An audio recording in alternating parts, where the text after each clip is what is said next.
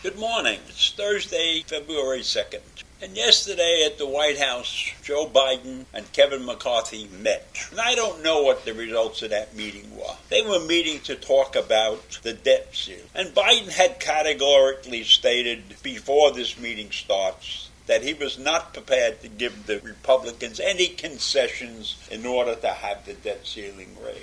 And McCarthy and the Republicans want some concessions. They want cuts in spending programs, certain spending programs. But they have left Social Security and Medicare off the table, which is a very smart move on their part.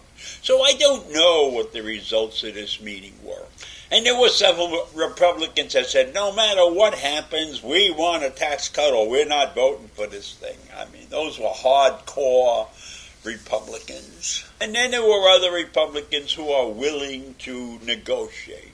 But Biden has categorically said he's not going to negotiate. And in my mind, the debt ceiling is very important. And there shouldn't be a big problem in raising the debt ceiling. But the problem is that there needs to be a plan when we execute this raise in the debt ceiling. There needs to be a plan that involves cuts, but it also involves something else that is critically important to this country. The reason we're not raising enough money to cover the debt all the time is because obviously we have overspending, but we have under-taxing. By that I mean our tax structure does not meet the needs of this country. We need to change the tax laws. We need to collect more money from those who are getting away with murder right now. And I'm pointing a finger at corporations, and I'm pointing a finger at the very wealthy. I'm pointing a finger at many, many people who know every tax loophole there is and take advantage of them.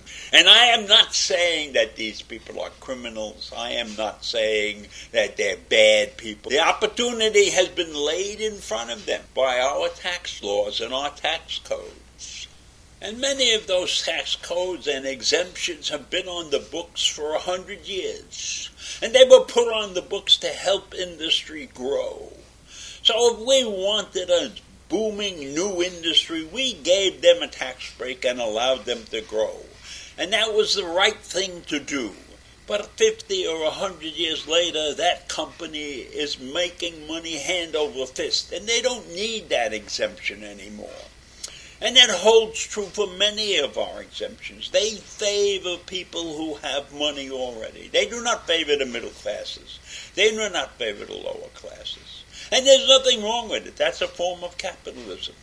And our government is definitely capitalistic. And we should help organizations grow and prosper. But there is a time limit on everything. And the time limit is not 100 years for something to stay in place. And it's not right that businesses have 170 some odd exemptions that they can take on their taxes. That's incorrect. So we need a new tax structure. We need to reverse the tax cuts. We need to cut out these exemptions. And then we can proceed with reducing the proper spending and everything. That is a monumental task in front of us, because everything you touch in those tax codes and in creating a system whereby everybody is treated fairly is almost impossible. Because I know from experience that no matter what we do, at least 10% of the people will be unhappy with it. And right now, in the shape of Congress, we have more than 50% of the people who will not be in favor of anything remotely resembling a new tax code. But I want to give credit to Biden and McCarthy for sitting down and talking about this thing. And I don't know what the results of that talk was, and I don't know which way it's going. But I know that both of these men are sitting on razor blades, so to speak. Because no matter what happens, no matter which way this turns out, and I am sure there will be a debt ceiling rise, but I don't know what's going to accompany that. And that's going to put this country in a dither, because whatever accompanies that tax ceiling, there will be many people unhappy with the results of it. And I think that the real result of this thing is really very simple. We need to increase taxes. We need to reduce spending. We need to find a way to equitably exercise that plan. And I think that is beyond the capabilities of our government right now. I don't think Biden is capable of pulling this off, and I don't think McCarthy's capable of pulling this off either. And I don't think that the results of their discussion is going to be anything that I would like. Because if there's no increase in the tax laws, then I'm unhappy right away. And if there's no decrease in many of the spending areas that where we have pissed money away, I'm unhappy with that too. I'm unhappy with the fact that we can give out billions of dollars and then not take any responsibility for the people who use that money when they use it fraudulently or incorrect. When we give away in one of our rescue packages a couple of $100 billion and we find out that $60 billion of it was stolen because the people who got that money got 3 or 4 times their money because they did illegal things in order to get more money.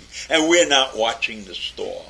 Rush, rush, rush, rush, and we get robbed. So this country doesn't have what I think a structure that is going to accomplish the plan that needs to be accomplished. And that structure is a higher debt limit, reduce spending so that the debt limit goes down. How about that? How about working hard to get that debt limit down?